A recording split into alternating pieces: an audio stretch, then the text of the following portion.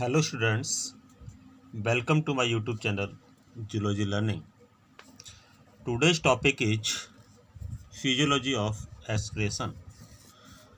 Excretion topic BSc second year का topic है और ये टॉपिक अत्यंत महत्वपूर्ण है। एग्जाम की दृष्टि से भी देखा जाए तब भी, और अगर हम इसे कंपटीशन लेवल से देखते हैं तब भी ये टॉपिक अपने आप में महत्वपूर्ण साबित होता है, क्योंकि अगर हम किसी भी कंपटीशन में बैठते हैं तब भी इसमें से बहुत सारे क्वेश्चनों को उठाया जाता है। और एग्ज़ाम की दृष्टि से, ग्रेजुएशन की दृष्टि से देखते हैं तब भी इसमें से कई सारे क्वेश्चंस कई बार रिपीट होते हैं और कई सारे क्वेश्चंस इसमें से हमें देखने को मिल जाते हैं। तो स्टूडेंट्स, आप जब तक इस वीडियो को पूरा नहीं देखेंगे या मैं जो समझा रहा हूँ उस टॉपिक को जब तक पूरा नहीं समझेंगे, आधा अधूरा देख कर के आप बंद करेंगे, तो हो सकता है कि ये आपकी समझ में नहीं आए। तो कोशिश करिएगा इस वीडियो को पूरा देखने की और समझने की। तो चलिए आज हम और अब इस टॉपिक को शुरू करते हैं और समझते हैं। टॉपिक का नाम है फिजियोलॉजी ऑफ एक्सक्रीशन। तो चलिए शुरू करते हैं। एक्सक्रीशन का मतलब क्या होता है? एक्सक्रीशन का मतलब जिसको हम किसी भी मेटाबॉलिक क्रियाओं के कारण, यानी जीवित प्राणियों को या जो भी एनिमल्स हैं, लाइव एनिमल्स हैं, जीवित प्राणियों को मेटाबॉलिक रिएक्शंस के कारण या मेटाबॉलिक क्रियाओं के कारण बनने वाले जो अपशिष्ट पदार्थ होते हैं, वेस्ट मटेरियल से वेस्ट प्रोडक्ट्स जो होते हैं, उनको वे शरीर से बाहर निकालते हैं और यही बाहर निकालने की क्रिया हमारी एक्सक्रीशन कहलाती है या उत्सर्जन कहलाती है। क्योंकि मैं आपको देखिए अंडरलाइन करके आपको बता के चल रहा हूँ, ये मेन पार्ट्स को मैं अंडरलाइन कर रहा हूँ, इसी को हम एक्सक्रीशन कहेंगे। या हम दूसरी, जैसे एक्सक्रीशन में हमने कार्बन डाइऑक्साइड्स को आउटसाइड किया, वाटर को आउटसाइड किया, दूसरे अदर नाइट्रोजनस प्रोडक्ट को हमने आउटसाइड किया, तो ये हमारे शरीर में बनने वाले अपशिष्ट पदार्थ होते हैं जिनको हम शरीर से बाहर निकालते हैं और इसी प्रोसेस को हम एक्सक्रीशन कहते हैं। अगर हम दूसरे साइड से देखें, दूसरी तरह से अगर इस डेफिनेशन को डिफाइन करें, तो शरीर में नाइट्रोजन अपशिष्ट उत्पाद जैसे कि प्रोटीन होता है, प्रोटीन कैटाबॉलिज्म में उत्पन्न होने वाले या उत्पन्न होते हैं जो अनेक प्राणियों में अमोनिया, यूरिक एसिड, यूरिया आदि नाइट्रोजनस बेस्ड प्रोडक्ट होते हैं। ये जो कि मैं ऊपर आपको डिस्कस कर चुका हूँ उनको, ये हमारे शरीर में जो ऑर्गेन्स जो होते हैं वो 5 टाइप्स के ऑर्गेन्स को हम डिस्कस कर रहे हैं आपसे। 5 टाइप के ऑर्गेन्स को डिस्कस करें तो सबसे पहले हम स्किन को उठाते हैं, फिर लंग्स को उठाते हैं, लिवर को उठाते हैं, इंटेस्टाइन जो लार्ज इंटेस्टाइन है उसको लेते हैं और उसके बाद लास्ट इज किडनी को लेते हैं। देखिए, तो सबसे पहले अगर हम स्किन को थोड़ा सा डिफाइन करें तो स्किन में जैसे कि आपने देखा होगा, जैसे लीव्स के अंदर जैसे स्टोमेटा होता है, इसी तरह से हमारी स्किन के अंदर भी छोटे छोटे रोमीय छिद्र होते हैं। तो उन्हीं रोमी छिद्रों से हमारे अंदर स्वेप्ट ग्लैंड्स होती हैं, ऑयली ग्लैंड्स होती हैं, उनके थ्रू हम अपने पसीने को बाहर निकालते हैं या ऑयल को बाहर निकालते हैं। That the excretion parts. Then next is the lungs. Lungs के थ्रू, जैसे कि आप जानते हैं, लंग्स हमारा प्योरीफाई करने के काम में आता है ब्लड को, तो उसमें से भी जो घुली हुई अपशिष्ट पदार्थ हैं उनको, या वाटर और भी जैसे जल्दबाजी में कोई वाटर शरीर के अंदर लंग्स के अंदर पहुंचता है तो उनको वो बाहर निकालता है। तो that's the part of the lungs textures, then excretions. Then next is the liver. Liver क्या है? जिसको हम जो लिवर होता है, हमारे शरीर के अंदर बहुत सारे ऐसे अपशिष्ट पदार्थ होते हैं जो लिवर के द्वारा ही सिक्रेशन होते हैं, उनको बाहर निकालता है। दैन दूसरा लार्ज इंटेस्टाइन। लार्ज इंटेस्टाइन में जो स्मॉल इंटेस्टाइन से जो डाइजेस्ट करने के बाद में जो फूड जाता है अनडाइजेस्ट फूड, उसको ये बाहर मल के रूप में बाहर निकालता है। दैट और दूसरे अदर काइंड से भी उसको निकालता है। तो that's the excretion of the by the large intestine. The last is the kidney. Kidney क्या है? किडनी जिसको हम वृक्क भी कहते हैं, ये हमारे शरीर में जो भी हम पदार्थ लेते हैं, यूज करते हैं, या ब्लड जो आता है उसके अंदर घुली हुई जो अन्य अशुद्धियाँ होती हैं, उनको ये लेकर के आउटसाइड करता है। देखिए ये किडनी है, मैं किडनी की तरफ लेके चल रहा हूँ। ये हमारी किडनी है। इस शरीर के अंदर, हमारे बॉडी के अंदर दोनों साइड्स में 2 किडनी लगी हुई होती हैं। आप कह सकते हैं एक जोड़ा किडनी का होता है, 1 पेयर किडनी होती है। एक लेफ्ट किडनी, दूसरी राइट किडनी। लेफ्ट किडनी और राइट किडनी दोनों के ऊपर यहाँ पर आप देखेंगे ये एडिनल्स ग्लैंड्स होती हैं। एडिनल ग्लैंड्स के चारों तरफ यहाँ पर आप देखें, इसी का हमने ये पार्ट काट के बताया है। इसी को देखें तो ये आपका रीनल आर्टरीज और ये आपकी रीनल वेन्स। तो ये जैसे अंदर से जा रही हैं, आप उसी का पार्ट है ये। और ये हमारा छोटे छोटे पॉइंट्स में कलर्ड स्ट्रक्चर है, दैट द मेडुसा। और ऊपर की साइड में इसको देखेंगे किडनी को, that's part of the cortex. Cortex is then, इसके अंदर आप देखेंगे कॉनिकल लोब्स होते हैं। कॉनिकल लोब्स हमारे 12 से 18 या 12 से 18, 12 to 18 कॉनिकल लोब्स इस बॉडी के अंदर लगे हुए होते हैं। और ये जो पिरामिड्स जैसे कॉनिकल लोब्स हैं, यहाँ पर इसी के अंदर इसको देखेंगे, जिसको हम मेडुला कहते हैं। That's part is the this conditions of attach by the kidney. Then next structure is the ureters. इसको हम यूरेटर्स कहते हैं। और ये यूरेटर्स बाद में आकर के ब्लैडर से कनेक्ट हो जाता है। अब देन नेक्स्ट किडनी की तरफ हम जाएं तो लेफ्ट किडनी राइट किडनी से थोड़ा सा ऊपर होती है और राइट किडनी थोड़ी सी नीचे होती है। देन ओवरऑल जो एरिया होता है, लंग्स के द्वारा घेरा हुआ एरिया है, वो थोड़ा सा इसको नीचे की साइड में खिसकाता है। तो अब देखेंगे किडनी का जो साइज होता है लगभग 140 ग्राम से लेकर के 250 ग्राम हम कह सकते हैं के आसपास इसका वेट होता है। कहीं कहीं अलग अलग बुक्स के अंदर आपको अलग अलग वेट मिल जाएगा, कहीं 140 ग्राम भी मिल जाएगा, कहीं 250 ग्राम भी मिल जाएगा। तो ये लगभग इतना वेट हमारी बॉडी के किडनी के अंदर होता है। ये देखें, ये इसके नीचे की साइड में यहाँ पर ये एक वेंस आ रही है, जिसको इस वेंस को हम कहते हैं यूरेटर्स। और जब हम यहाँ पर ये एकत्रित होता है कोई भी लिक्विड पदार्थ, तो ये ब्लैडर कहलाता है। और इस ब्लैडर के यहाँ पर एक इस तरह का लोब होता है, जिसके कारण चूँकि अपशिष्ट पदार्थ को या वेस्ट मटेरियल को ये बाहर निकालने वाला एक ऑर्गेन्स होता है, जिसको हम यूरेथ्रा कहते हैं। तो ये ऑर्गेन्स आपकी समझ में आया होगा, जो मैं आपको बता चुका हूँ, समझा चुका हूँ। इनको हम यूरेथ्रा कह करके चलते हैं।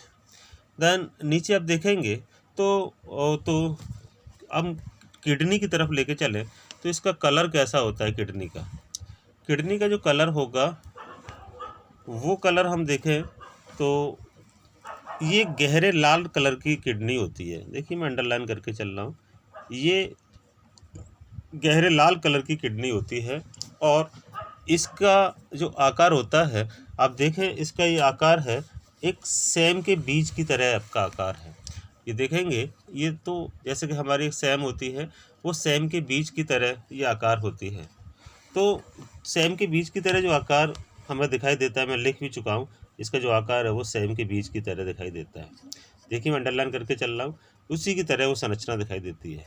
इनका जो साइज अंदर की साइज में देखें तो ये लगभग 11 सेंटीमीटर लंबी, ओके, 11 सेंटीमीटर लंबी, 6 सेंटीमीटर चौड़ी और 3 सेंटीमीटर मोटी।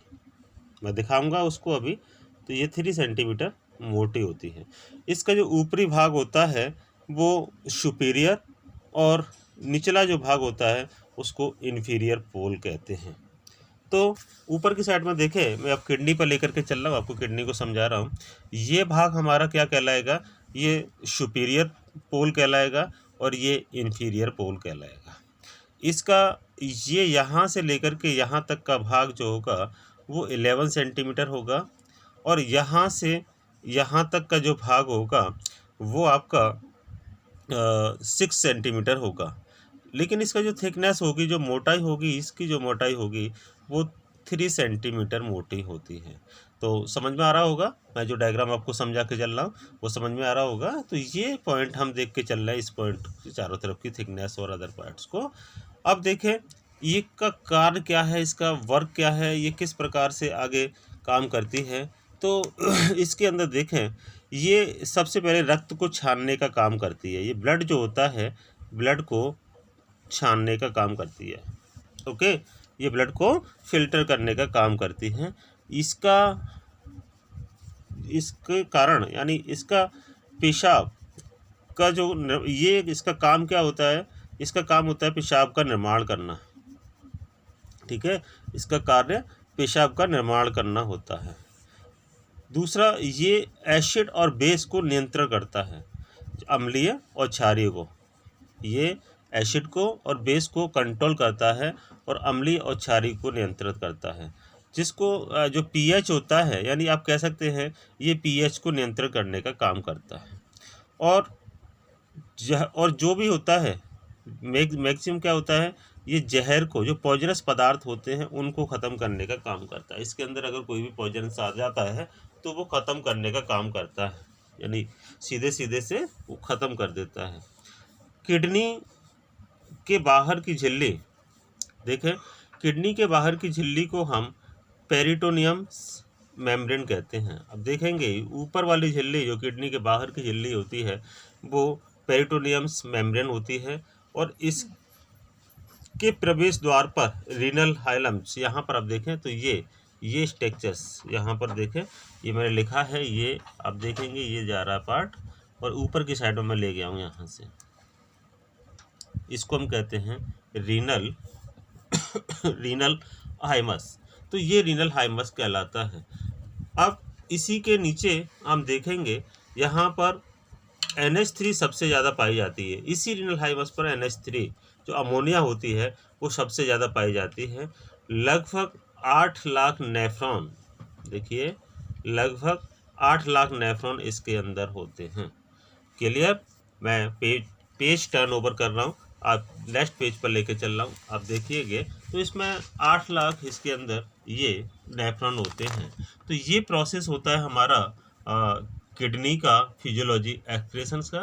तो इसके अंदर इसके बाद का प्रोसेस है आपका नेफ्रॉन का। तो नेफ्रॉन क्या है, अब नेफ्रॉन को देखेंगे हम। तो नेफ्रॉन क्या होता है, मैंने लिख के चला हूँ, आप देखेंगे स्ट्रक्चर ऑफ नेफ्रॉन। तो स्ट्रक्चर्स ऑफ नेफ्रॉन को हम लेके चले हैं। स्ट्रक्चर्स ऑफ नेफ्रॉन क्या है, तो स्ट्रक्चर्स ऑफ नेफ्रॉन में देखें, ये आपको मैंने स्ट्रक्चर्स दिखाया है नेफ्रॉन का। यहाँ से ये भाग जा रहा है, यहाँ से ये आ रहा है। अब इनको कहेंगे क्या, होता क्या है, ये मेनली हमको इनके ऑर्गेन से मतलब है। ऑर्गेन्स क्या है, ये बॉडी के अंदर इसी तरह का ऑर्गेन्स पाया जाता है। एक हम लोगों के अंदर इस तरह का ये ऑर्गेन्स पाया जाता है। ये भाग जो होता है यहाँ से, ये बॉडी के अंदर से चल रहा है, ब्रांच ऑफ रीनल आर्टरीज और ये ब्रांच ऑफ रीनल वेन्स। ये आर्टरीज और वेन्स है, ये नेफ्रॉन है, ये नेफ्रॉन होता है। हमारी बॉडी के अंदर ये ग्लोमेरुलस होता है। ये क्या है, ग्लोमेरुलस है, एक गुच्छा होता है। आप गुच्छा जैसे होता है ना, जैसे आपने देखा वो ग्रेप्स का गुच्छा, अंगूर का गुच्छा, इसी तरह से यहाँ पर एक गुच्छे के रूप में ये दिखाई देती है। तो ये गुच्छे के रूप में दिखाई देती है। इसको हम कहते हैं बोमैन कैप्सूल। ये पूरा पार्ट्स यहाँ तक क्या कहलाएगा, ये बोमैन कैप्सूल या बोमैन संपुट। अब यहीं से ये स्ट्रक्चर्स आप देख रहे होंगे, इसको हम कहते हैं प्रॉक्सिमल कॉन्वोल्यूटेड ट्यूबस। ये प्रॉक्सिमल कॉन्वोल्यूटेड ट्यूबस होती हैं, और इसी के बाद का जो भाग है, ये 4 भागों में एक्चुअली बांटा गया है। फर्स्ट बांटा गया है हमारा बोमैन कैप्सूल में, सेकंड बांटा गया है प्रॉक्सिमल कॉन्वोल्यूटेड ट्यूबस के अंदर, थर्ड बांटा गया है हमारा लूप ऑफ हेनले, ये लूप है, ये लूप ऑफ हेनले, और फोर्थ बांटा गया है हमारा डिस्टल कॉन्वोल्यूटेड ट्यूबस में। अब ये एक तो आपका ये 4 भागों में इसकी बॉडी को हमने डिफाइन कर दिया पूरे, हमने इस नेफ्रॉन की को। तो इसका फंक्शन क्या है, इसके अंदर हमें लेके चला हूँ, तो इसके फंक्शन में हम लेके चलें तो ये भाग इसका ओपनिंग का होता है। देखिए यहाँ से ओपनिंग का भाग है, जिसको ओपनिंग्स हम लेके चलें, ओपनिंग इनटू पेल्विस, ये ओपनिंग इनटू पेल्विस लेके चले हैं। तो इसके अंदर फर्स्ट हम लेके चलें ग्लोमेरुलस। ग्लोमेरुलस का काम क्या होगा, it is the filtrate of blood, यानी अल्ट्राफिल्ट्रेशन का कार्य करता है। ये फिल्ट्रेशन किसका करता है, ब्लड का फिल्ट्रेशन करता है। यहाँ से ग्लोमेरुलस क्या करेगा, ब्लड आएगा, ब्लड को यहाँ छोड़ेगा जो गुच्छों के रूप में आया है, और ये इसको एक्सेप्ट करेगा, वुमेन संपुट इसको, वुमेन कैप्सूल इसको एक्सेप्ट करेगा। तो अब ये ग्लोमेरुलस क्या करता है, यहाँ से ब्लड को फिल्ट्रेशन करने का कार्य करता है। Any doubts? अगर कोई डाउट्स भी अगर आपका होता है तो आप कमेंट्स बॉक्स पर जाकर के आप डाउट्स आप अपने लिखेंगे, और मैं कोशिश करूंगा आपके डाउट्स को क्लियर करने का। तो कोशिश करें आप साथ ही साथ समझने की, अदरवाइज फिर भी समझ में नहीं आता है तो आप अपने डाउट्स को कमेंट्स बॉक्स पर जाकर के आप उस पर नोट डाउन करें, जिससे कि मैं आपको उसके डाउट्स को क्लियर करने में हेल्प करूं।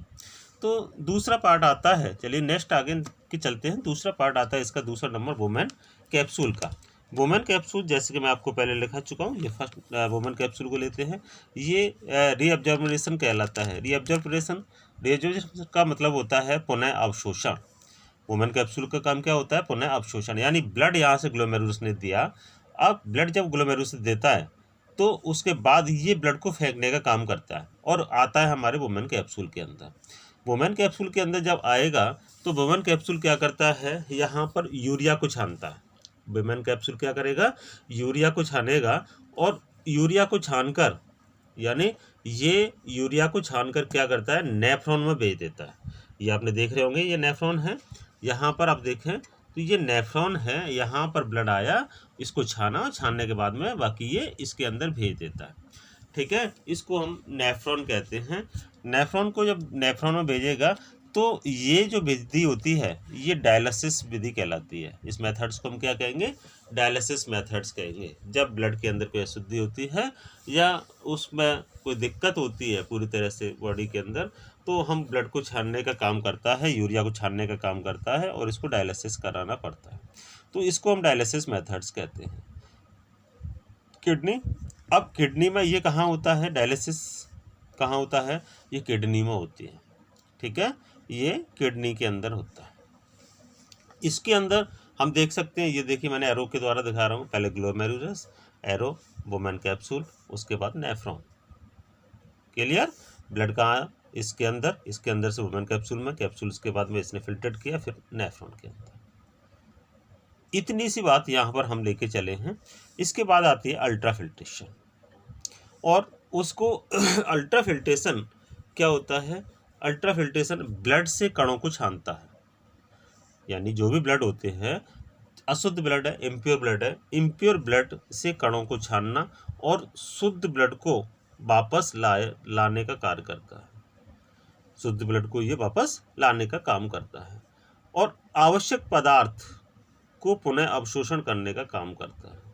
यानी आवश्यक पदार्थ को पुनः अवशोषण करने का, यूरिया को अलग करके डायलिसिस कराना होता है। ये यूरिया को क्या करता है, अलग करता है और डायलिसिस कराता है। कौन, वुमेन कैप्सूल। ग्लोमेरुलस का काम क्या है, फिल्ट्रेशन का काम होता है। वुमेन कैप्सूल का काम होता है आवश्यक पदार्थ का अवशोषण करके उसको यूरिया से अलग करता है, और नेफ्रॉन का काम यूरिया या पेशाब में वापस पेशाब की तरफ इंडिकेट कराना होता है, भेज देना होता है। तो अब यूरिया क्या है, देखिए बच्चे, यूरिया क्या है, यहाँ पर हम लेके चले हैं। तो यूरिया जैसे कि हमारे जो बॉडी के अंदर ये जल की मात्रा पाई जाती है 95 से 97%। 95 से 97% हमारे बॉडी के अंदर ये जल की पाई जाती है। यूरिया हमारी बॉडी के अंदर 2% होता है। देन पीएच इसका 4.4 से लेकर के 4.8 होता है। इसका पीएच 4.8 होता है।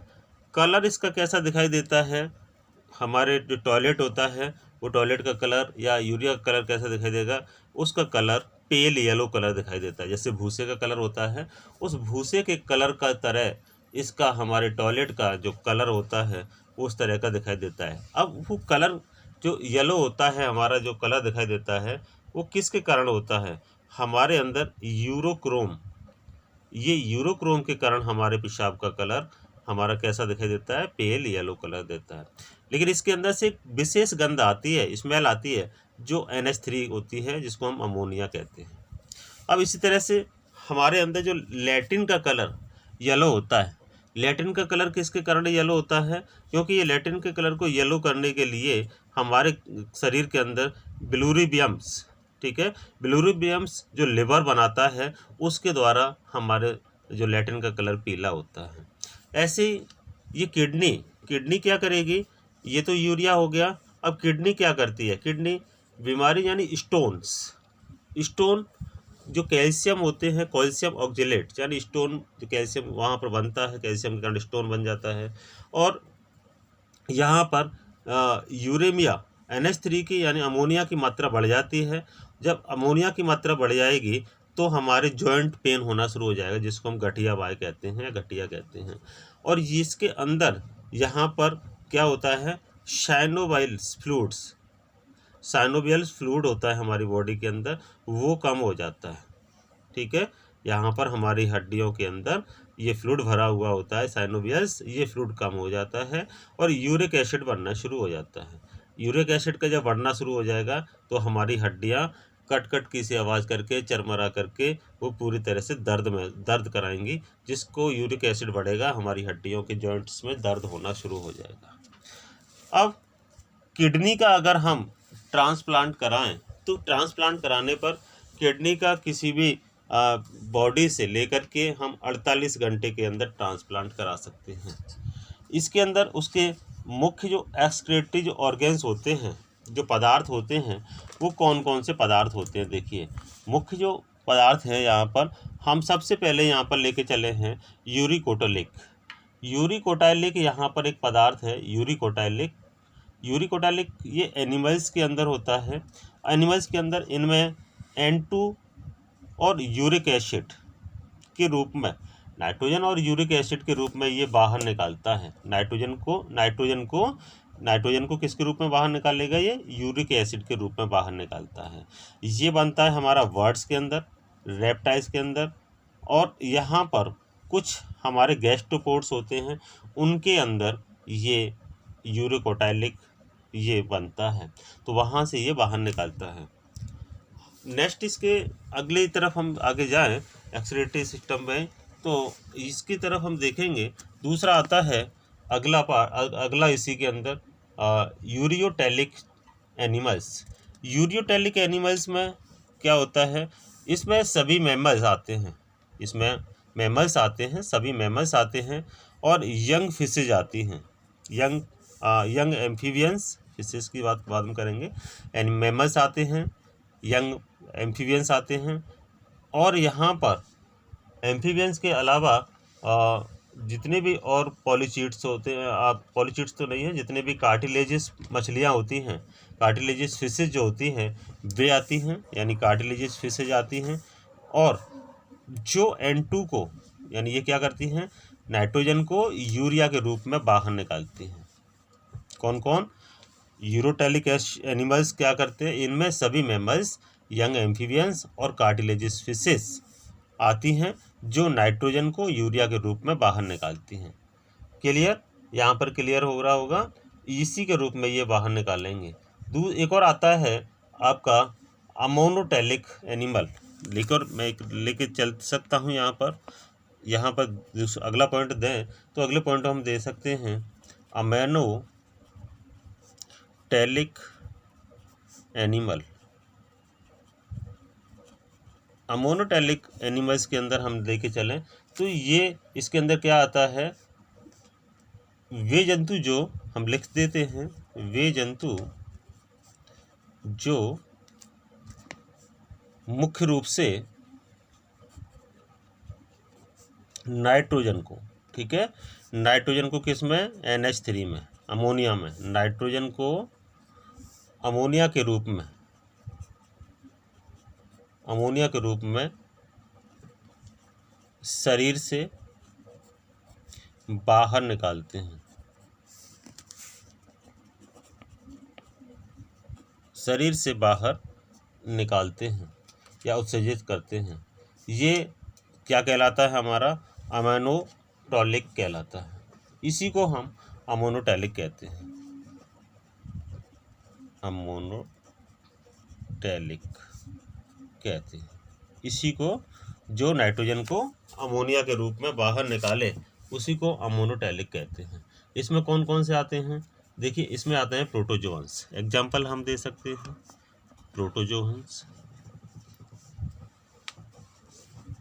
प्रोटोजोअन्स दे सकते हैं, पॉरीफॉर्म्स कह सकते हैं,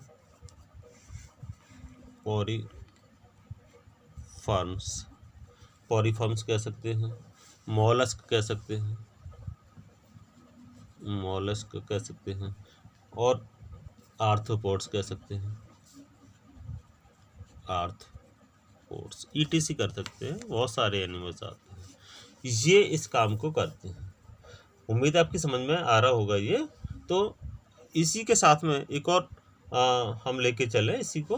तो जैसे कि आपका एक्सक्रीटरी ऑर्गन्स, तो एक्सक्रीटरी ऑर्गन्स में यहाँ पर जितने भी जो मैमल्स होते हैं, मैमल्स में किडनी होती है, त्वचा होती है, फेफड़े होते हैं, एक्सक्रीटरी अंग होते हैं। तो ये सभी, इनको हमारी बॉडी के अंदर, जो मैं आपको पीछे आपसे डिस्कस कर चुका हूँ, इन्हीं के थ्रू जो हमने अभी नाम लिए हैं, जैसे कि किडनी है, आपका लंग्स है, आपका स्किन है, तो इनके थ्रू ये एक्सक्रीटरी पदार्थों को बाहर निकालती हैं। तो ये हमने आज जो डिस्कस किया है, हमने आपसे एक्सक्रीटरी फिजियोलॉजी ऑफ एक्सक्रीशंस, उसकी हम बात करके चले हैं। दूसरा, हमने स्ट्रक्चर्स ऑफ नेफ्रॉन की बात किया है। तो उम्मीद है आपकी ये समझ में आ गया होगा, पूरी तरह से समझ में आया होगा। और फिर भी अगर कोई दिक्कत है, समझने में कोई दिक्कत है, कोई पॉइंट ऐसा छूटा हुआ है आपका, तो आप कमेंट्स बॉक्स में आकर के अपने पॉइंट्स को नोट करें, लिखें, और जिससे कि मैं उसको पढूं, और पढ़ने के बाद मैं आपके क्वेरीज को कंप्लीट कराने की कोशिश करूं। तो thank you for watching this video. I hope ये वीडियो आपकी समझ में आया होगा। So please like, share this video and subscribe my channel. Thank you.